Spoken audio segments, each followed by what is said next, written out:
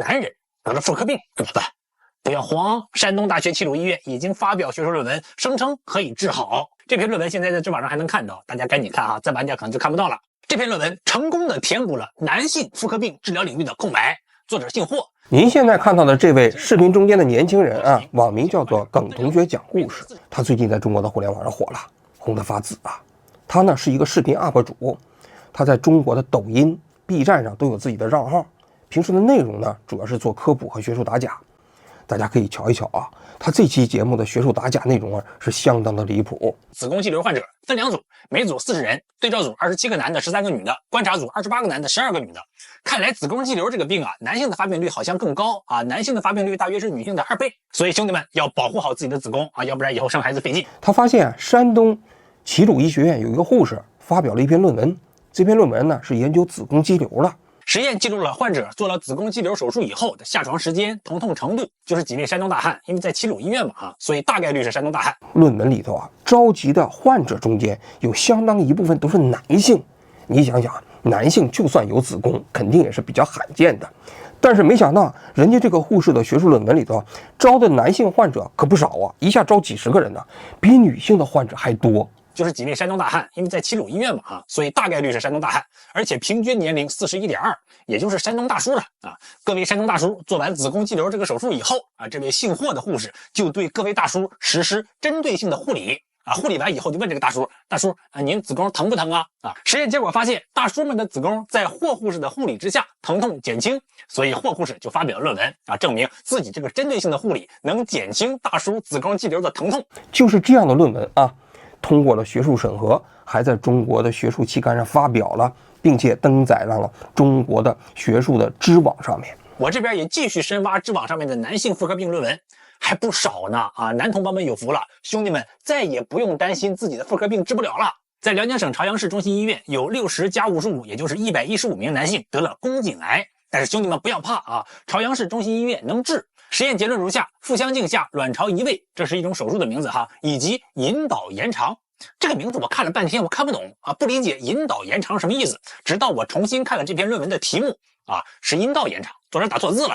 这115位兄弟在阴道被延长以后，卵巢的功能得到了保留，激素水平有所提升啊，性生活质量也提高了。还有一篇就更离谱了啊，说是专门研究这个高危产妇的，人家这篇论文里头也召集了很多男性的高危产妇。抚顺市中心医院可以治疗男性高危产妇。这篇论文作者收录了34+33，也就是67名男性高危产妇，治疗效果很好，兄弟们再也不用担心自己难产了啊！这里我要提出一个很扎心的问题哈，中国的学术腐败啊，包括学术不端、造假发展到这种地步啊，还是挺令人意外的啊。就以上3篇论文，大家嘲笑他们是因为他们男女不分，漏洞明显。可是如果他们研究的是肺炎啊、心脏病啊或者近视眼之类的，阁下还能分辨出来吗？你们觉得他们这个男性占比多少，女性占比多少，这个粘贴复制的模板是只出现在妇科论文当中吗？显然不是，他们在各种疾病当中都去使用的太多，以至于忘了到妇科病的时候应该改一下。那么问题来了，这些期刊里面的其他论文可信度又有几成？这样的期刊还配称为学术期刊吗？这个耿同学啊，其实我们去年的节目里头啊，就曾经啊他亮过相。大家还记得吗？当时我们做俄罗斯院士造假，耿同学在国内啊，也是在 B 站的平台里头啊，曾经跟这个俄罗斯的假院士过招。我要问你个问题，说你说俄罗斯外籍院士有多荒唐？这个你说话能负责吗？那可以，我不是说所有的，因为我在视频上说得很清楚，有其中的几个人，他们没有代表这个文章。你查了吗？我查了。如果您现在拿出来，就是说这几个人，你现在相关的文章拿出来，他不需要达到院士水平，只需要能达到一个普通的教授的水平，我就愿意道歉，摘视频道歉，依然没什么问题。您现在拿出来，我现在马上发视频道歉。他当时啊就揭露这个俄罗斯的这个院士造假之后呢，人家俄罗斯的院士中方的负责人到那个北航啊去跟他对峙嘛，他当时正在北航读博士呢，在那个会议室里头啊跟他们有一番很精彩的较量，那是名场面啊。一个院士。他首先在学术层面都有非常高的成就，这个大家会公认吗？那我现在看不到你的学术成就，所以我对你产生质疑。如果你现在能拿出你的学术成就，我马上道歉；如果拿不出来，请让我继续保持质疑。这个道理是不是很简单？你这个意思是说，你这个现在让他们拿相关的，谁拿都行，只要我相关的论文来给你看，让你认为他们够格了。据耿同学自己讲，他呢是本科和研究生都是吉林大学毕业的，后来考上了北京航空大学、航空航天大学，读这个生物方面，搞那个益生菌的研究。但是他到博士期间就发现益生菌这个领域啊非常混乱的，做的这个论文基本上都不能重复，他就非常苦闷。不能重复意味着什么？不能重复意味着这实验本身没什么价值嘛。所以他可能就面临这样一个二难选择：要么你为了论文你得做学术造假，你不做学术造假你就毕不了业。所以痛苦之中就是他那跟俄罗斯的院士较劲之后不久啊，他就退学了。当然他退学可能还有一个原因啊，就是他在 B 站上已经有了一个自己的账号。这小伙子呢，语言非常风趣幽默，同时做的这些科普呢，好像也给他带来了一些收入，包括这个学术打假啊。他一想，与其在那实验室里苦哈哈的这个造假，还不如自己呢做一个求真、这个求善的这个 UP 主，专门打假呢。所以他就辞职之后，专职做了这个 UP 主。他一开始做的一些科普啊，就涉及的面就比较多了，什么郑晓瑜啊，当年怎么这个坑蒙中国的药监局啊，还包括啊中国的本科生，一个本科生一年能够发40几篇 SCI 的论文。我在潘麦子上搜索到他49篇文章，这是他的简历，自称青年科研人员，工作单位是浙江某医院，但是没有职称，因为他只是本科生。那所有的论文我都看了，都是生信分析，没有一个实验需要去实验室完成，有个笔记本电脑在宿舍就能完成。还说自己主持国家级项目、省级项目，还多项，成果具有重要意义。这个牛博一实在吹得太大了，但是也是不温不火。他真正一下出圈是今年的3、4月份，因为这个时候他把打假的对象对准了中国学术界的带头人杰青和常常学者。4月14号，他发表了一个视频。王屁教授团队的老师同学们，你们好！你们现在的学术造假呢，从技术和态度来看都是不合格的。希望你们以后能够认真对待学术造假这项任务，不要漏洞百出了。我给你们推荐一个小工具。这个教授名字叫做王平。这个王平呢，在这个《自然》杂志上发表了一篇文章啊，他号称是10年磨一剑，还 Nature 论文呢，丢人呐！论文本身呢比较专业啊，我也看不懂，好像是什么 DNA 啊，什么什么影响啊。但是这个耿同学发现啊，这个王平教授的这个论文的实验数据啊，明显不是实验的自然结果。这个表的2列数字末位字母几乎全是5，这些表格表达了作者对数字5的热爱。此类数据的末尾数字应该是随机分布的，呈现如今的分布规律，我不能理解。标黄部分莫名其妙小数点后面消失了，难道是零省略了？可是为何省略的如此集中？大家现在就可以在电脑上试试输入随机数，来编造一堆实验数据，然后你可以数一数末位数分别是什么。我发现我也是个爱5人士，我的5出现的频率是最高的。我也找了其他好几个人士，反正没有一个人能做到平均分布。而且他还发现他们这个造假过程中间，连那个小鼠的重量都造假，是因为小鼠是活的，它会动，它剧烈活动的时候，秤上的克数会浮动几克。就算它相对安静，它老老实实跟它呼气，它也会有个0.0几克的体重变化。所以我们称小鼠的体重一般精确到0.1克就可以了。那么我就想精确到0.01克，不行吗？可以，但正是因为0.01克称不准，所以就更应该是平均分布了。那你这196只小鼠的体重数据，为什么只有一个末位数字是0？这对吗？要说他打假这个同济大学啊王平教授的论文呢，不是他一个人的功劳。这篇论文是2024年年底啊最早发表在《自然》杂志的正刊上。之后不久啊，就在国外的有一个专门学术打假的讨论的网站上，就有人提出质疑了。第一轮的质疑啊，就说这篇论文中间啊，那个图啊本身有问题，这2个图太相似了。说完之后呢，就这篇论文的第一作者叫金佳丽，包括那个王平，就在这网站上回应，说是排版错误。我们当时也是一时疏忽啊，还专门刊载了一个刊物的声明。这是2025年7月份的事情啊。与此同时，他们还补充了一些数据放到那个上面去了。这个补充的数据放上去之后，马上又有人质疑了，就整个它这个数据全部都是4和5，显然都是通过一种数据生成工具，还不是用随机数生成工具生成的，绝对就是数据的底层造假。于是他在4月14号这一天呢，就把这期节目给公开了。这对吗？所以王屁教授以后一定要注意使用随机数生成器，这个非常重要。类似的问题在您的论文实验数据当中不胜枚举，出现1、2个那是偶然，如此高密度你还说是偶然，你是不是把我当二傻子？论文的补充数据在论文的官网都能下载到，欢迎大家前去核查。我个人认为我发现的这些问题还是有一定的说服力的。那王教授肯定是不赞同的呀，我也没有兴趣去争辩，我就直接把这些证据提交到自然基金委了。打开官网首页就有举报入口，按照提示填写信息就可以了。现已举报成功，问题大不大？我说了不算，王教授本人说了也不算，基金委说了算。那你想想，王平啊，长江学者啊，是同济大学中间的人，好像是生物技术研究院的院长啊，同时还是杰出青年呢。那这个出来之后影响就大了。那么这个同济大学马上就开始调查啊。那么到5月6号这一天，同济大学的调查结果就出来了，说王平教授他们那个底层数据全部是造假的，这个确确实实耿同学讲故事啊，说的没问题。王平教授撤销院长职务，结清啊，什么东西都没有了。金佳丽直接解除聘用，开除了。首战告捷，这你想想，博士肄业生啊，干掉了中国的一个长江学者，生物科学院的院长啊。与此同时，他就开始乘胜追击呀。南开大学生科院院长的官网主页列出的这篇代表作涉嫌严重学术造假且浪费国家大量科研经费。论文中延伸图 6B 和 6C 每组64个数据，但是小数点后面的2位完全一样。讲完了南开大学的，又搞的什么中山大学的。接到网友投稿，举报中山大学国家科技进步2等奖得主康杰清 Nature 子刊涉嫌严重学术造假。这篇论文是康杰清官网主页代表作第2篇，重要程度可见一斑，但是很明显这是造假的。证据如下：2张图当中的小鼠明明是同一张照片，小鼠的姿势和外形都一样，但是小鼠的荧光却不一样。这2张照片不可能同时是真的，没有这种可能性。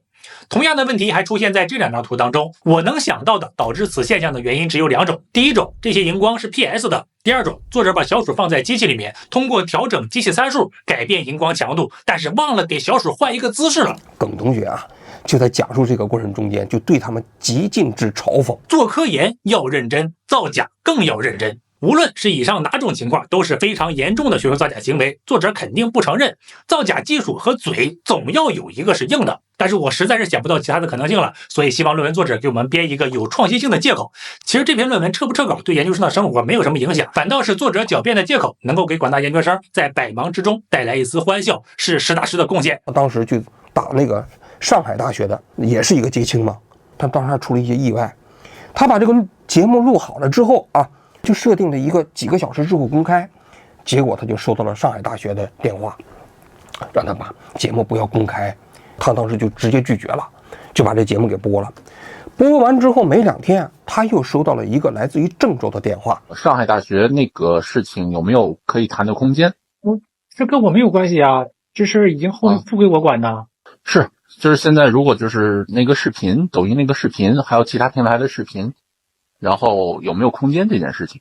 你的意思呢？就看您的意思，因为我也是一个中间人啊。但是这边的事情我能够做主，帮您把这边的事情做妥当了，这个没有任何问题。把哪边的事情都妥当了？把哪边的事情都妥当了？我是把上海大学那边的事情帮您这边做稳妥了，看您这边有什么需求。我没有什么，本来就没有需求，你怎么去觉得这事是我有什么需求？没有需求啊。不，就是如果这些视频什么的，您如果下架的话，有可能不需要钱啊，不需要钱。OK， 行吧。如果您有什么想法，随时给我打电话。您介绍一下吧，您谁呀？跟我说说呗。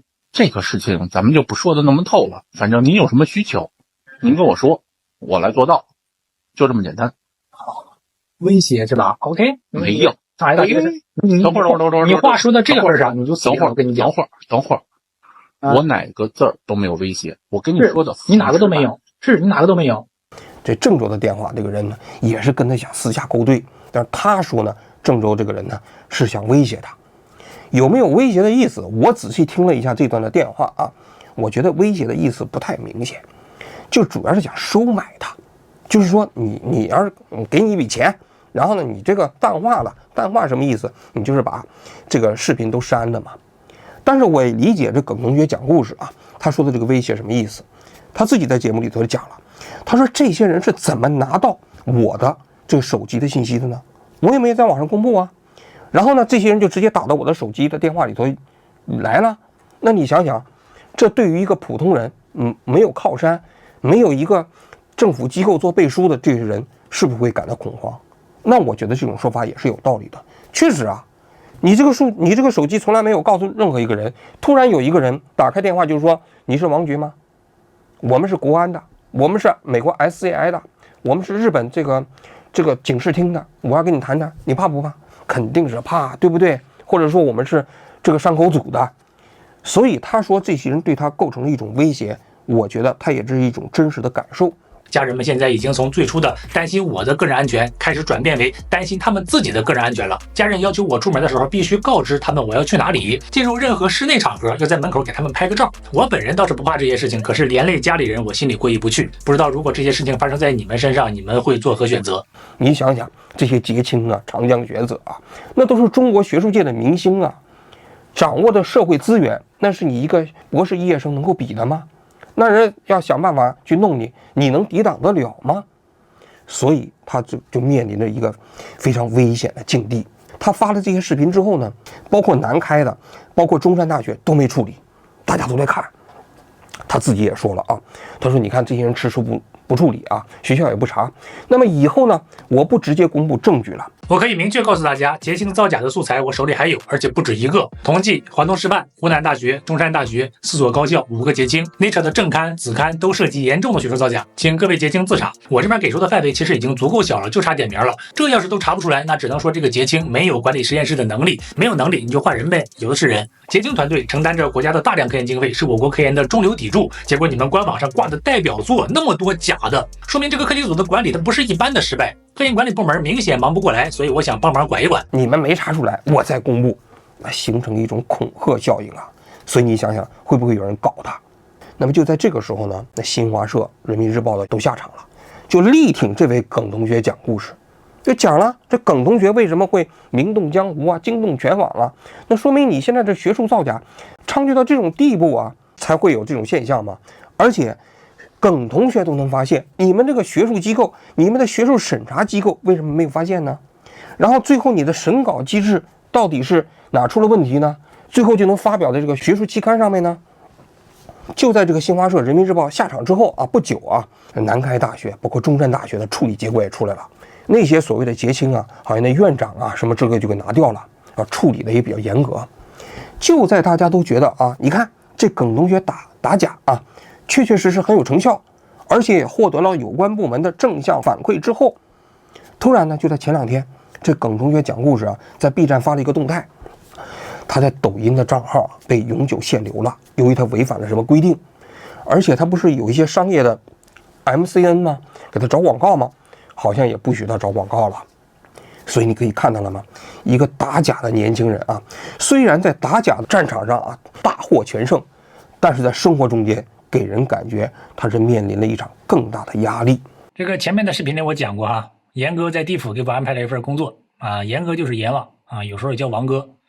当时是因为地狱来了一批研究益生菌的人啊，严哥想要油炸了他们，但是研究益生菌的人天天撒谎，所以嘴特别硬，全身都炸熟了，只有嘴炸不熟啊，严哥很苦恼啊。但是我呢灵机一动，因为益生菌这个圈子里啊，他就只认头衔不讲道理，所以我就假扮院士跟这些嘴对线啊，把这些嘴都给说软了，然后呢他们就被炸熟了。严哥很高兴啊，就给我发了 offer， 所以我就算是地府公务员了啊。其实我在人间呢也一直想当公务员。整个事件的来龙去脉啊，大致就是如此啊。接下来呢，我来讲一讲我对这个问题的看法啊。首先第一点啊，我觉得中国现在的学术造假跟20年前相比啊，发生了非常大的变化。20年前中国的学术不端主要就是什么剽窃，那个时候啊也没有网上查重系统啊，那基本上那些网上的论文造假就是剽窃别人的观点嘛，剽窃别人的论文嘛，你不容易查到嘛。那早年方舟子大家主要是靠这个啊，但是现在的这个学术造假啊，已经进到了一种新生态。首先查重啊，就是这种直接剽窃的这种方式少了。你像知网上就直接有查重的这个工具了。你包括现在学生，你硕士论文也好，还是博士论文也好，你在提交这个论文委员会之前，都要求你必须通过知网的查重体系进行查重。所以那个通过简单抄袭的方式，那个学术造假应该说已经过时了。那么现在的学术造假是什么形态呢？主要是这样的，一些垃圾的这个学术期刊可以接收论文，然后通过这个论文造假的这样的一个工厂，然后呢，那些没有学术研发能力的人呢，就直接去买卖论文，在那个学术期刊上发表吗？已经形成了一个完整的产业链。我们这个期刊一年发表论文3000多篇，每一篇版面费5000左右，一年的收入就是1500多万，都是客户给我们的钱。客户给我们钱，希望得到什么？他们就想发点学术论文，多么朴素的愿望，多么真挚的5000块钱啊！就算论文有问题，我也要让他们发表。这就是我们论文工厂，我们学术杂志的职业道德。有数据显示啊，中国在2022年的时候啊，这个每年发表的论文呢，就已经达到了全球第一，超过了美国。到了2024年的时候，他一年发表的论文是多少呢？说一年发表的论文呢，好像有154900篇论文。这个占全球学术论文的比例是多少呢？是39.2%。你想想，差不多40%了。就全球所有的学术论文比起来啊，中国占了40%，数量特别多吧？但是另外一种数据，大家再听我来讲一讲啊。2023年这个时间节点来统计，过去10年啊 ，SCI 的论文呢，一共有5万篇被撤稿。这5万篇被撤稿的论文中间，其中有1.2万篇来自于中国。就是2023年这一年，中国被撤稿的 SCI 的论文就有4836篇，占到整个全球被撤稿论文的75%。这个数据就比较惊人了啊！3/4的撤稿论文来自于中国。所以大家可以看到了吗？我刚才讲的，中国现在的学术造假变成了一个新的业态。这个新的业态呢，就是论文造假工厂来造假论文，卖给有论文需求的人。他们买完之后呢，找那些只要付版面费就给你发表的那些垃圾期刊，这样就形成一个闭环，生产了大量的垃圾论文。大家可以想象一下，那些论文造假工厂，他们搞的学术论文，他会正儿八经做实验吗？显然不会。所以他们的数据完完全全都是造假的。也正因为如此啊，他们才会造出什么子宫肌瘤治疗过程中间招收的男性患者，因为那个数据本身它就是直接拷贝过来的。但是呢，那些垃圾期刊也不审，学术体系也没人在意，于是这样的论文就发表了。这是今天中国啊这个论文造假市场中间一个非常重要的现象。更重要的是啊，大家可以看一下这种造假论文呢，你通过现有的防范学术不端的这个机制你是发现不了的，就是说你用查重的体系你查不出来，所以他能冠冕堂皇的就通过啊，人家那个护士拿着这样的一个论文还能去评职称啊，这是一个方面。但是这是低级市场。另外一个呢，就是高级市场。这个耿同学讲故事啊，最近2个月打的不都是捷青吗？包括长江学者嘛。这捷青和长江学者这个团队，你肯定不可能到那个论文工厂里头去买论文啊。那他们的问题是什么呢？他们的问题是对自己的实验数据进行修饰，就是这个数据拿来之后，我做出来的结果啊，达不到我想要的结果了，那怎么办呢？那么这些人比较简单的方式就是直接用 Excel 表嘛来生成嘛。生成完之后，你看整个这个逻辑闭环了，然后就投到了这国际顶级的期刊上。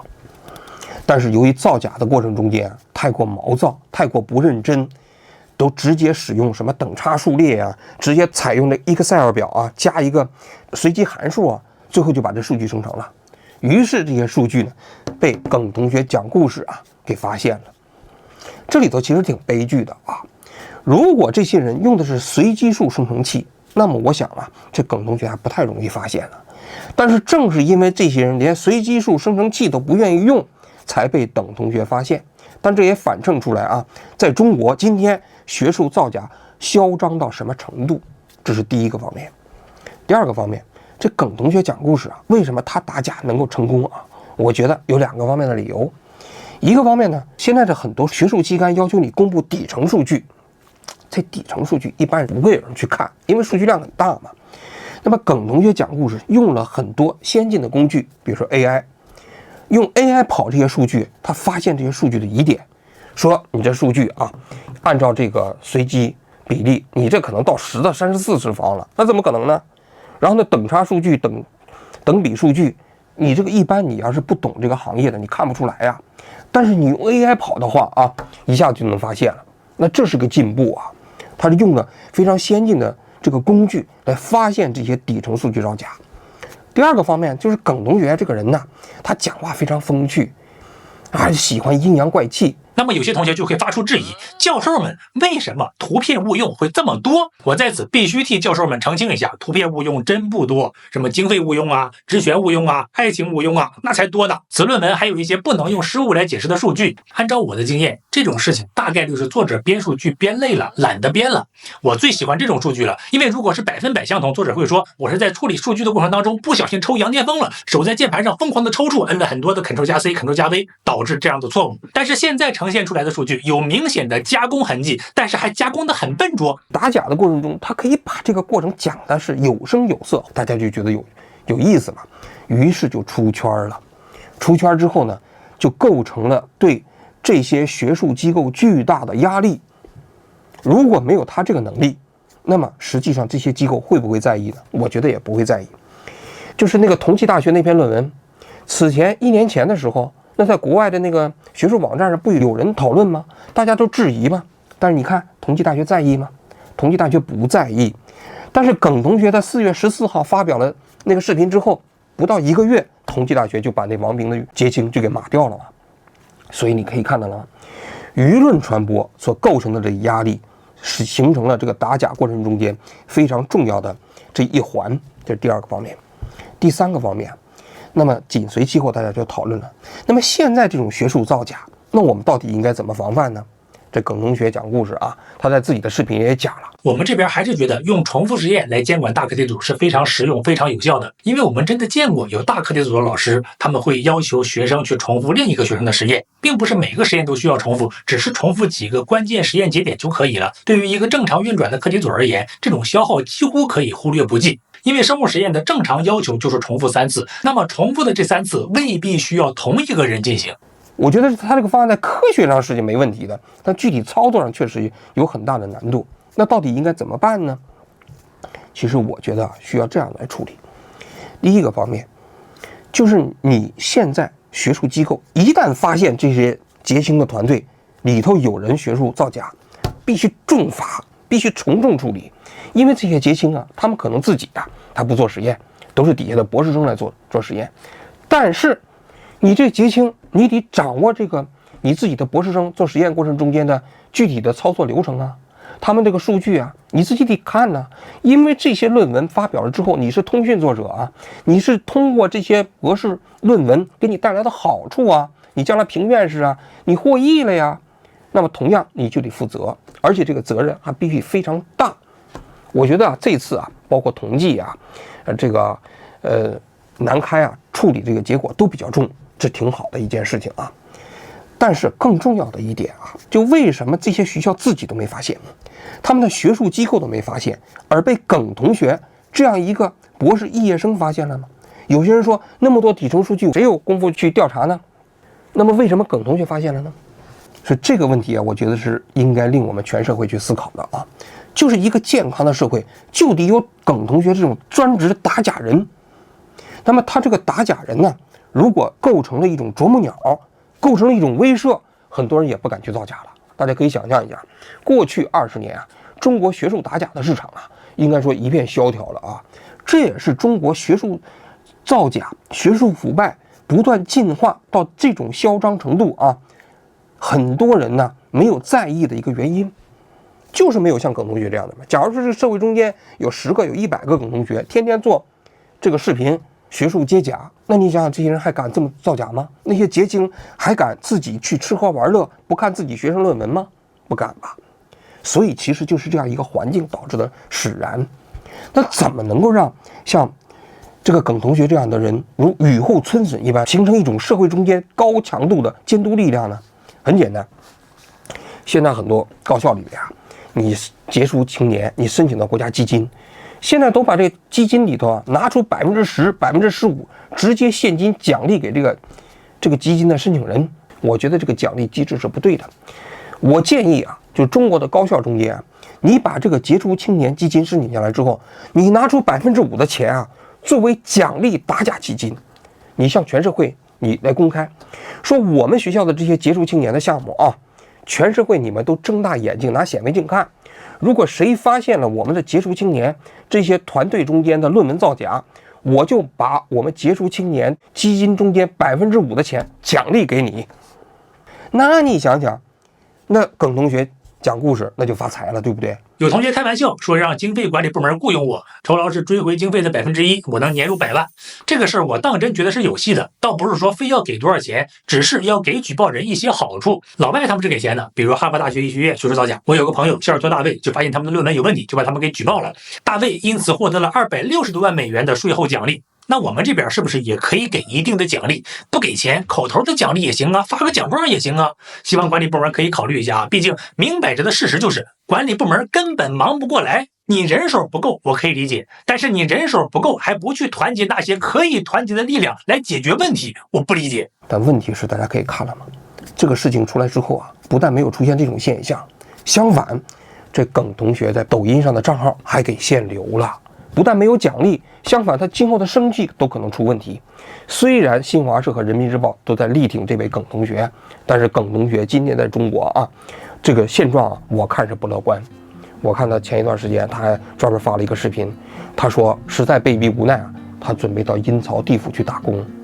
听了这段视频啊，我还挺悲凉的。